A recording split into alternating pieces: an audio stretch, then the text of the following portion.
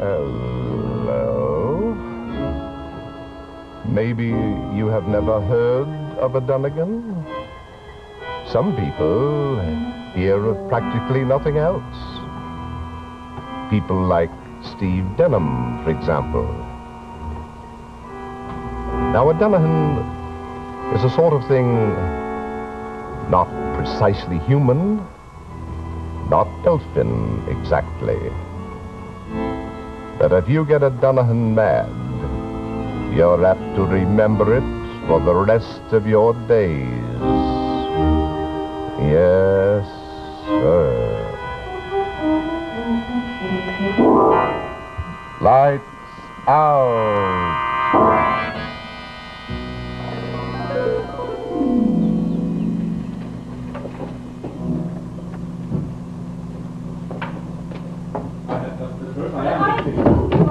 We'll see about that. You can't come in here. Are you Dr. Perot? What is this all about, nurse? I'm sorry, Doctor. I tried to keep this man Will you outside. please answer my question? Are you Dr. Perot? I believe so, yes. I demand to see Miss Reardon, Miss Catherine Reardon. That's all right, nurse. You may go. I'm very sorry, Doctor. No, not. You have Miss Reardon here, haven't you, Doctor? We have. May I ask your name, sir? My name is Denham, Stephen Denham. Dr. Farrow. Now, have your things?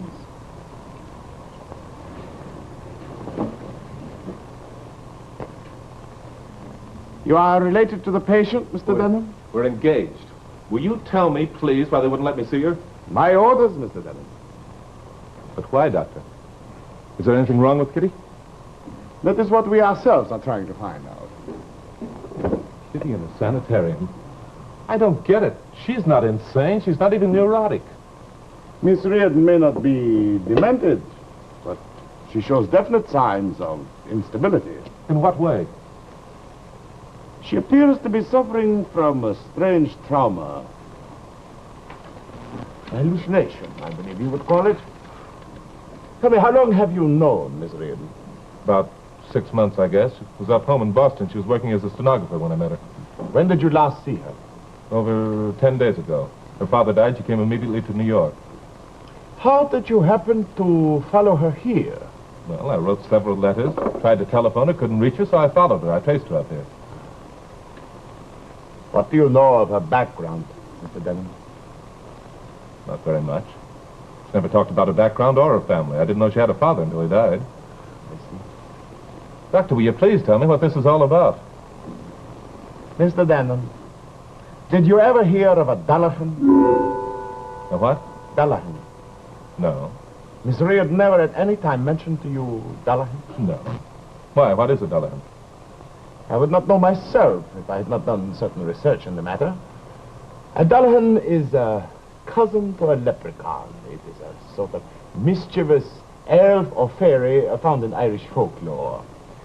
It is said to inhabit the trees and fields and forests of certain counties of Ireland, and at night it comes out and bedevils the humans found in its vicinity. Would you please tell me what nonsense this is? What has it got to do with Kitty? The strangest part of Miss Reardon's case is she claims to be possessed by one of these Dullaghans. Possessed? She continually complains of severe headaches. And this Dullaghan, you understand, is supposed to have entered her head by way of her mouth, and its mischievous behavior is what causes these severe headaches. Good Lord. She must be insane. Oh, no, I'm happy to say I do not agree with you. In my examinations, I found Miss Reardon to be quite sane. My electroencephalograms show no signs of any pathological disturbances whatsoever. Well, then what is the matter, Doctor? I am not sure, but with you here, she may be willing to talk more freely. Up until now, we've known absolutely nothing about her except a few isolated facts she was able to give us when she came to us. Excuse me, I call. I'm sorry. Will you have Miss Catherine Reardon brought to my office at once, please? Thank you. Mr. Denham, there are certain facts I feel I should tell you about your fiancée. She does not look at all well. She's lost considerable weight in the short time she's been with us. Another thing, In case she goes into shock, you must be prepared for something strange and rather frightening. Something strange? Yes. Frankly, I do not know myself exactly what happens. And if I described it to you, you would not believe me. Huh? There should be some means of finding it out, but so far I have not found it. Well, tell me, Doctor, what happens? I would rather you saw it for yourself, if and when it does happen. Excuse me. Won't you sit down, Miss Reardon? Thank you. Kitty.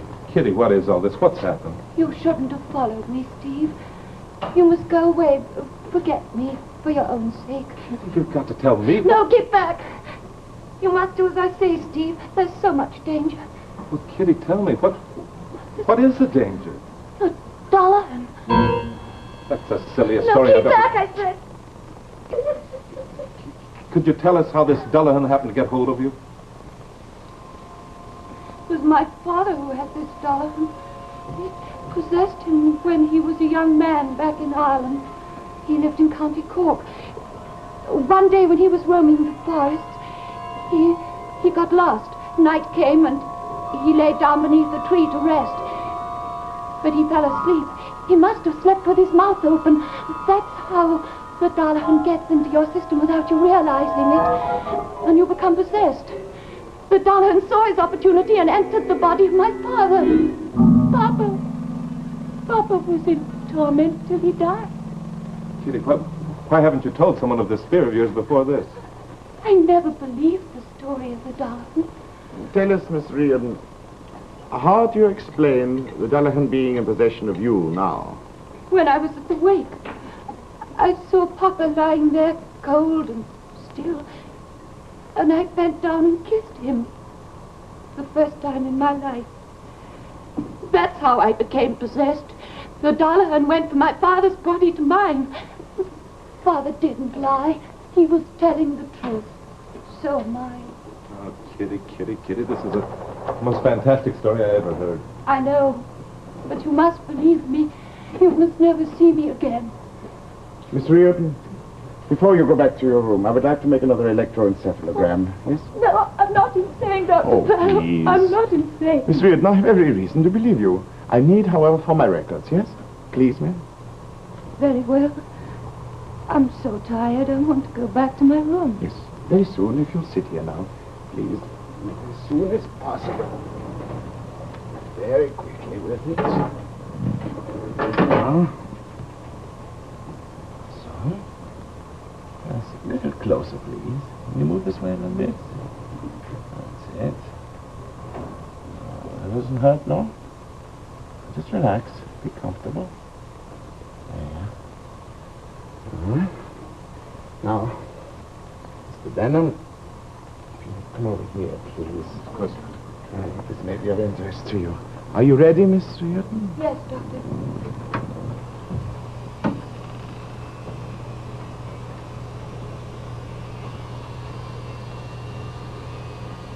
You will notice the regular pattern traced on the paper.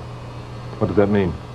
Well, for one thing, it assures us there's nothing organically wrong with her. Thank heaven for that.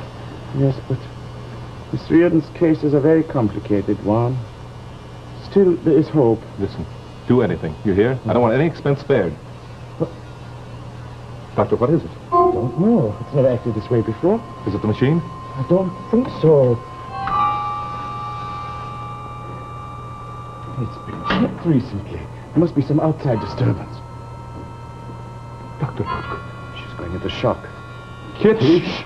Please, do not disturb her. Look at her, Doctor. Oh, please.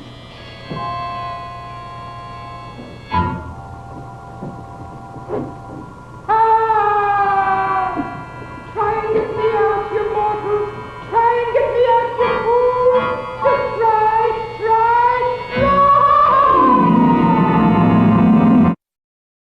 Miss Reardon? Miss Reardon? Are you all right? All right. Yes, I suppose I am. Well, what happened? You fainted. I fainted. Yes. Yes. Miss Catherine Reardon is ready to go back to her room now. Yes, please. You see, I'm not well, Steve. You must go away. Forget me for your own sake. Thank you, Miss. You will go with the nurse, please, Miss Riordan. She will take you back to your room. Thank you.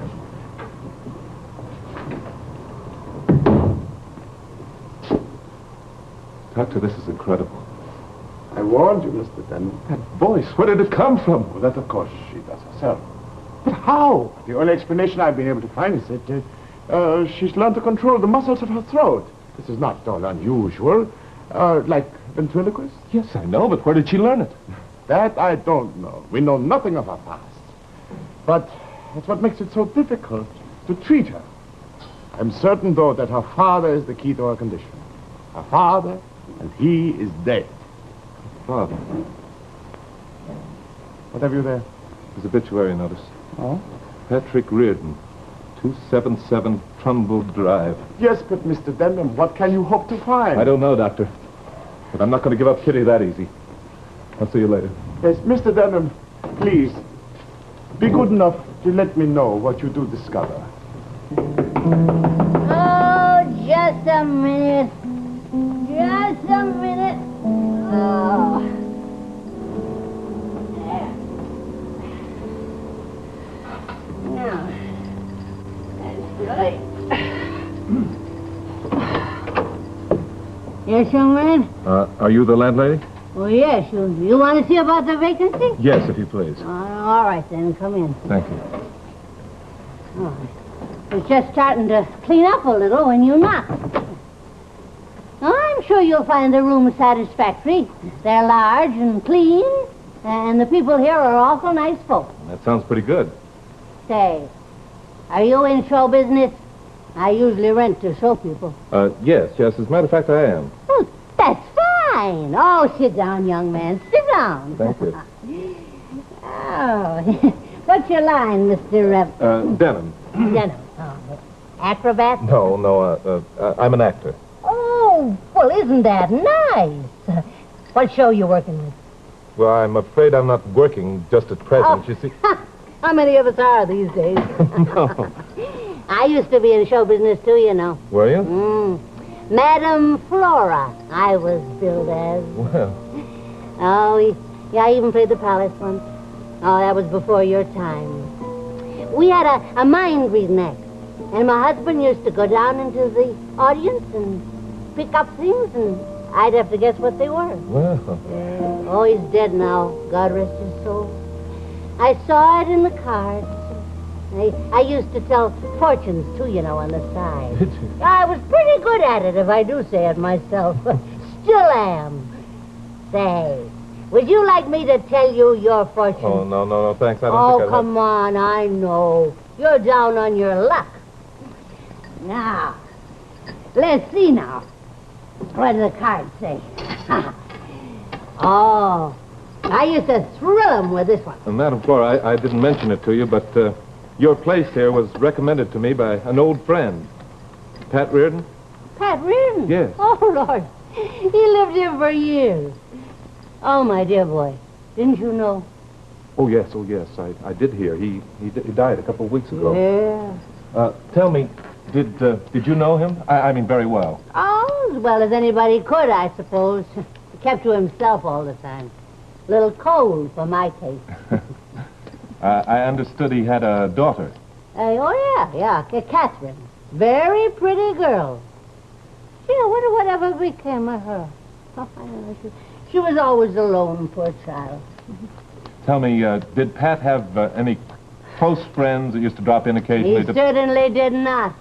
He wouldn't let anybody get close to him. Not even his own daughter. Never kissed her. Showed her any affection the way you think a father would. Cold as ice, I always thought he was. Not like the Irish at all. Not like show business either, huh? No. Oh, well, I suppose Pat Riordan thought he could get along without friends. You know, he had one of the biggest acts in show business. Yeah, he was a great headliner in his day. Was he? Oh, let me show you now. Yes, I don't think I ever caught his act. Oh.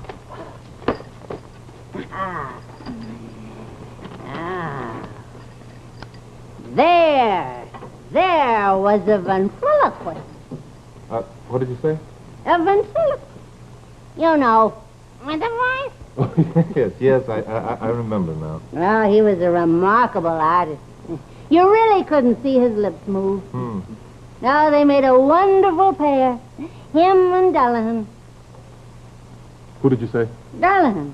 The dummy. That's what Pat called him. Oh, Dullagham. Yeah, funny name to call a dummy, isn't it? Yeah. You know, I think Pat hated him. Well, that's easy to understand. He probably was jealous of the dummy being the star of the act. Yeah, he was the whole show. That's right. Oh, Pat loathed him. You know, sometimes when Pat had had one drink too many, he'd say that Dullaghan ruined his whole life. Why, after Kitty left, he threw the poor dummy out of the window. Well, did that end his ventriloquism? Well, I don't know about that. It ended the act. Oh, I took the dummy back to him, you know, but he just slammed the door in my face. And then after that, when Pat died, I put Dullaghan back in the trunk. Oh, would you like to see him? Yes, I would, very much. Oh, I think he's right here. Oh, now let me... Oh, there he is. Oh.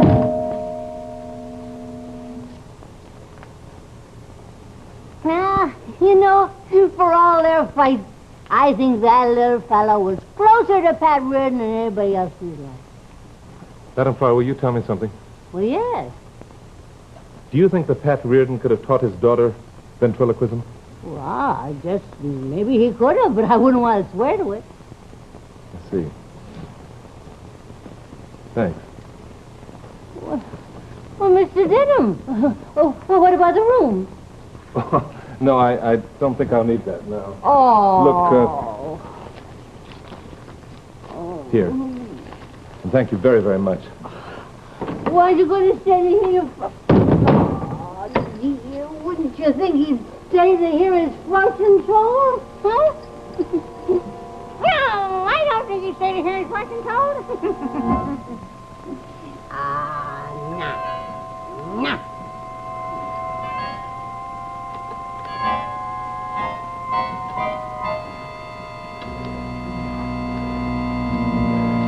Mr. Denham!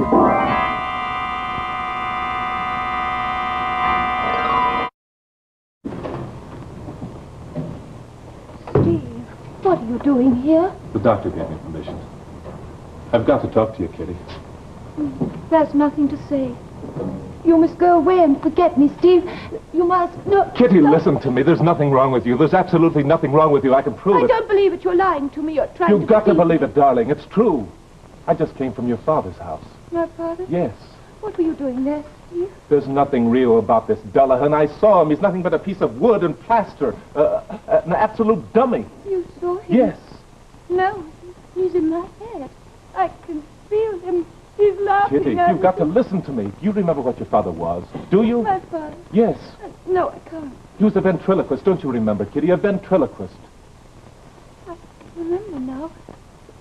He had a dummy he called Mr. Dullaghan. That's right, darling. But Father wasn't really a ventriloquist, Steve.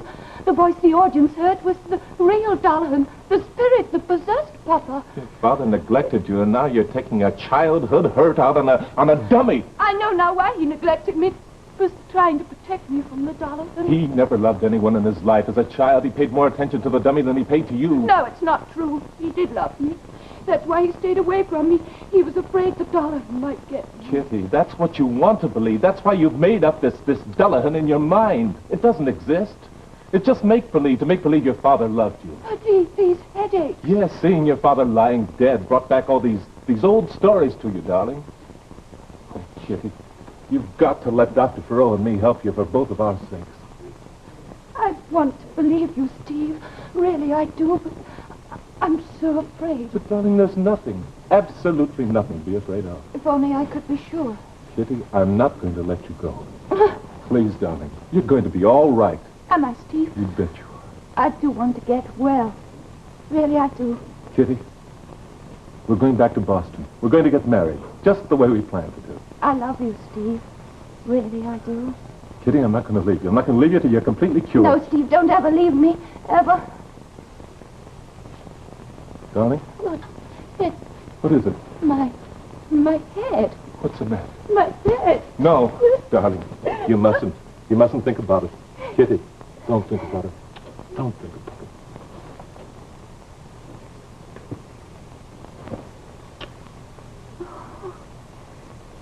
Darling, you're quite right. I must try and forget the Dullagham. I feel better already. Steve!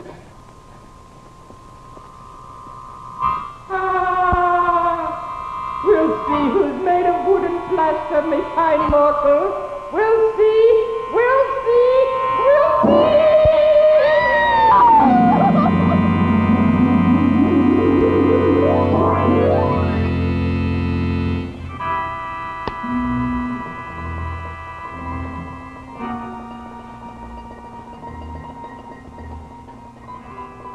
Now remember, you mustn't believe in pixies, or leprechauns, or elves, or Dullaghans.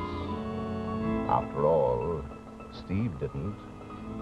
But better be careful whom you kiss.